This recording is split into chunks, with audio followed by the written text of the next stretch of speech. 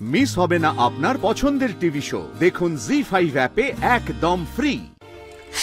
অনিতা ঠিক সেটাই করল। খুব খারাপ লোক, খুব খারাপ।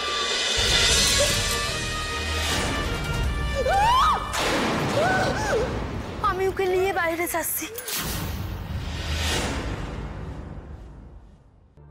হ্যাঁ আমরা পৌঁছে গেছি, জাস্ট হ্যাঁ নামলাম। হ্যাঁ আমার বোন ভেতরেই আছে। ঠিক আছে, হ্যাঁ কোনো অসুবিধা হলে আমি নিশ্চয়ই ফোন করবো। হ্যাঁ সত্য, স্রোতকে বুঝিয়ে বলো রাইকে কিন্তু ওকেই সামলাতে হবে। শক্ত হতে বলছেন। শ্রোতায়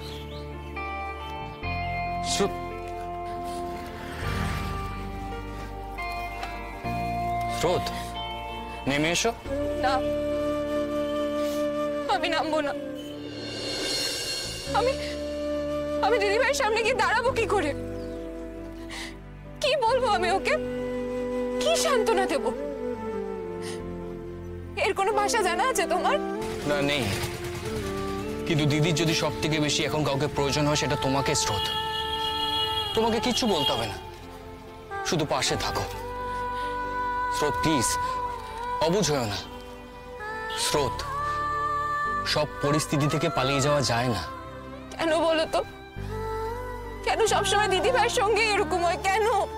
স্রোত নেমে এসো, প্লিজ নেমে এসো।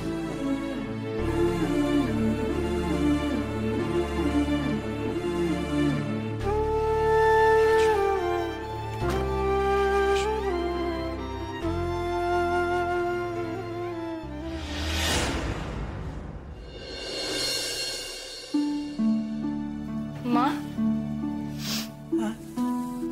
এই নিন ওষুধটা খেয়ে নিন। কেন খাবো বলো তো এসব? কেন খাবো? বেঁচে থাকার জন্যে তো। কি হবে বলো তো আমার বেঁচে থেকে? কি হবে? এই পৃথিবীতে আমার বেঁচে থাকার কি দরকার?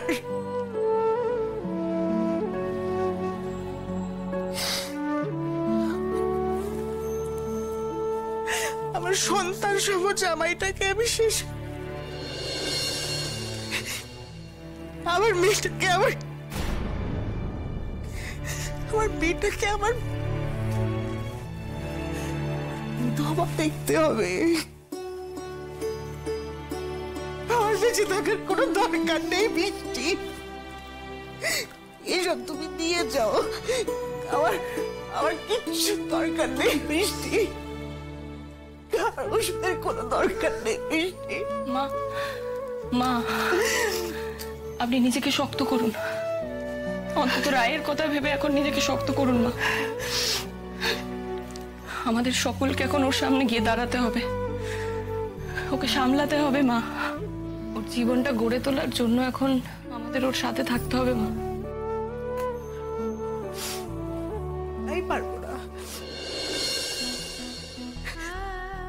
আমি রায়ের সামনে গিয়ে দাঁড়াতেই পারবো না। আমি ওকে এই বেশি দেখতেই পারবো না। আমি আর পারবো না বৃষ্টি।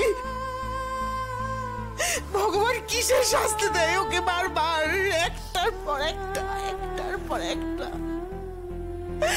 একটার পর একটা দুর্ঘটনা। তুমি কি বিচার করলে ঈশ্বর? তুমি কি বিচার করলে? আমার মেয়েটা কি একদিনের জন্যও শান্তি পাবে না? পারবো না। আমি তাই আমার পাপের জন্য আজকে ওর জীবনটা এরকম দুর্বিষহ হয়ে গেছে। দিদিভাইয়ের জীবন শেষ মা, আর কিচ্ছু করে তোলা যাবে না। আজকে আবার প্রমাণ হলো ভগবানের থেকে শয়তানের জোর বেশি। তোমাদের ভগবান হেরে গেছে মৃত্যুর কাছে। আমি চেয়েছিলাম দিদি, চেয়েছিলাম তোর ভয়ানক সর্বনাশ হোক, বিভৎসতম কিছু একটা হোক তোর সঙ্গে। তবে হ্যাঁ, সর্বনাশটা যে অনির্বাণদার দিক থেকে আসবে সেটা ভাবিনি, কিন্তু যেদিক থেকেই আসুক অবশেষে তোর সর্বনাশ এসেছে, আর এতেই আমার শান্তি। রায়পূর্ণা মুখার্জি, বরকে নিয়ে সুখে সংসার করবে তুমি, হ্যাঁ? আর আমি তোমার বোন, আমি কোর্টে চক্কর কাটবো, জেলে পচবো। আমার না আনন্দে নাচতে ইচ্ছে করছে। দিদি বিধবা, বিধবা তুই।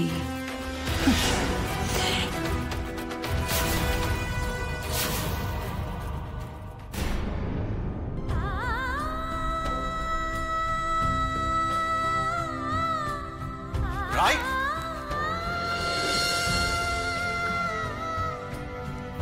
ঠিক আছে, ঠিক আছে, ঠিক আছে, কিছু হয়নি, ঠিক আছে।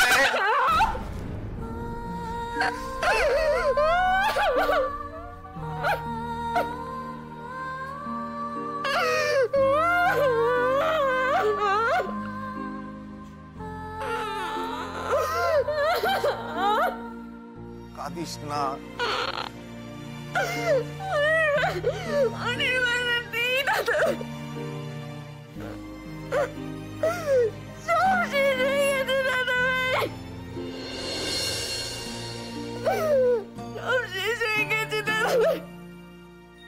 তো ভাবতে পারছি না যে কি করে চল, কি করে হলো একটা জলজাত প্রাণ, কি করে এরকম হতে পারে?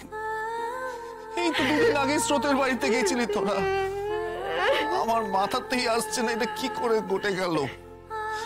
তুই শান্ত হ, শান্ত হ বোন, সব শান্ত হ। স্রোত, দিদির কাছে যাও। যতই কষ্ট হোক না কেন এখন তোমাকে দিদির কাছে থাকতেই হবে স্রোত। প্লিজ যাও।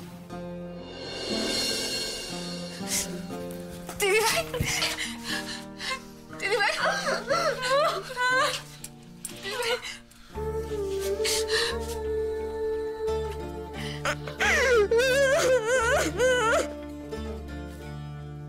দিদিভাই, আমি তোকে বলেছিলাম না অনির্বাণদা আবার তোকে কষ্ট দেবে,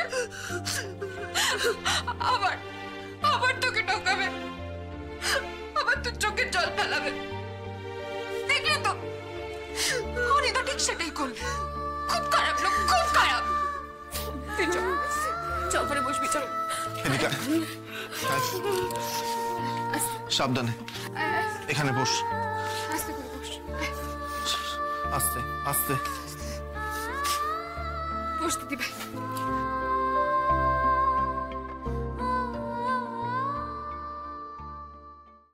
জি5 ডাউনলোড করুন আর সব এপিসোড দেখুন একদম ফ্রি।